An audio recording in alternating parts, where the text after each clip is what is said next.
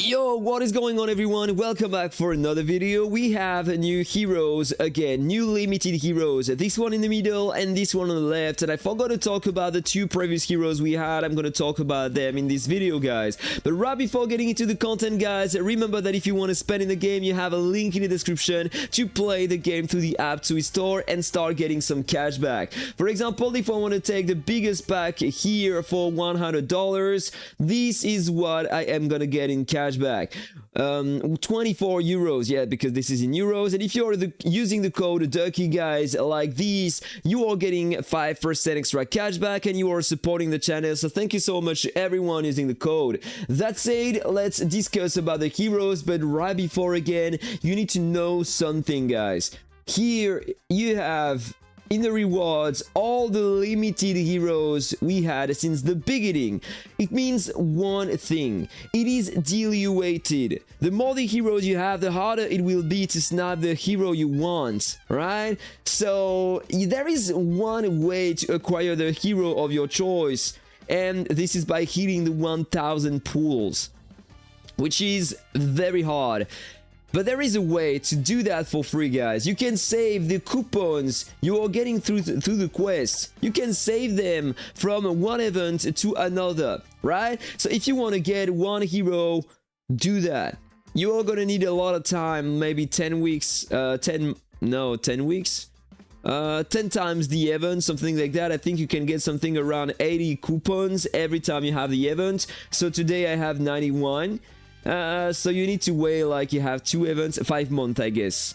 5 months, but you will get the hero of your choice for free over 5 months. And today I recommend to go for Cole in priority because this is by far the best healer you have in the game. And then you have multiple heroes that looks great in the pool. First of all, you have a Cole, but this is a paid unit that you can acquire for $15. This is the cheapest unit you have in the game if you want to spend for a limited hero. Then I would say you have the Thunder Blades Kaka here. Kaka, yes, this is Kakashi. This is clearly Kakashi. This unit is sick, guys. So let's talk about them right there. So if I go here, this one looks interesting, but you probably have better choices, guys. This is not doing something specifically broken. Fires an energy crystal that creates a special explosion on hit, dealing energy damage equal to 50% to enemies in the range. So you have an AoE attack on the basic attack, but 50% attack to enemies. This is very low, guys, so don't rely on that to deal high damage. Then with the ultimate, generate 3 energy shock fields that release shockwaves at intervals, dealing energy damage equal to 120% to enemies in range. Increased to 5 when you have 4 stars on the hero. This is not doing a lot of damage, right? AoE damage, probably nice for PvE if you are using an energy team.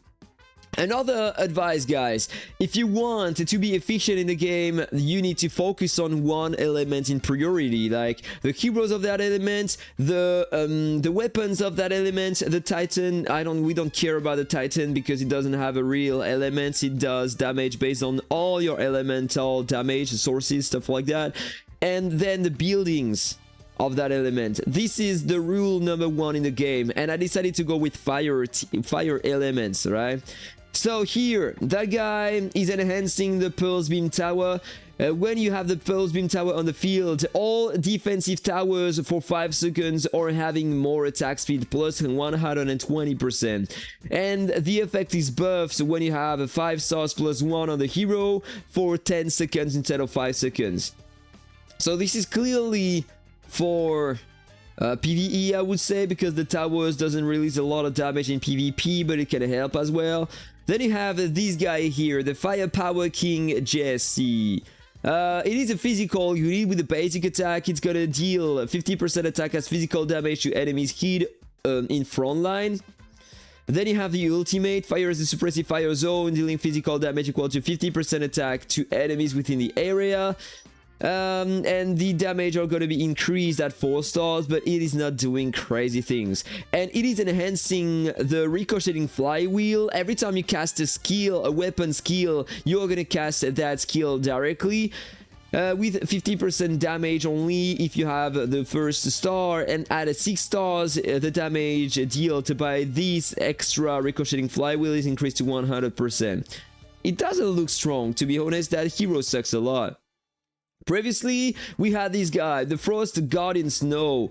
It looks a pretty decent unit for controlling enemies. On the basic attack, continuously sprays icy mist, dealing 50% attack as frost damage to enemies hits, and it reminds me what Cole, the fire unit, is doing. If he wants to show up, yeah, he's there. Never mind. He's doing the same, but a bit more damage, 75% per second to enemies in the front, instead of 50% with the other units, right? So it is not that efficient, but this unit has some control skills on the ultimate. Summons a frostbot to create an icy field, freezing enemies for 1 second and dealing frost damage equal to 35% attack. And if you have the 4 stars, you are freezing enemies for 2 seconds instead of 1 second, and you are increasing the damage by a bit to 50% instead of 35%. It is enhancing the ice shield skill, guys, and this is probably gonna be game changer because it is granting the ice shield to heroes and it is shielding them 50% of max HP, guys. It is insane. For both PvE and PvP, that thing is gonna help you a lot. Probably your heroes are gonna survive thanks to that shield in PvP, and in PvE, remember that the ice shield can lower the movement speed of the enemies. And if you max out this one, if you have the mythical version of it, when you have the skill awakened, you can knock back enemies. If you have that on your heroes, probably this is gonna help you a lot in PvE content, guys. And if you have the 6 stars, also add Ice Shield to heroes and grant an HP shield equal to 50% plus 50% increased attack. You're increasing the attack, buffing your heroes with the shield. This one is probably one of the best units you have today. And then you have Kakashi, the best single target unit and enhancing by a lot the chicken, guys. Quickly slashes out 3 sword waves, dealing a total lightning damage equal to 280% attack to enemies hit.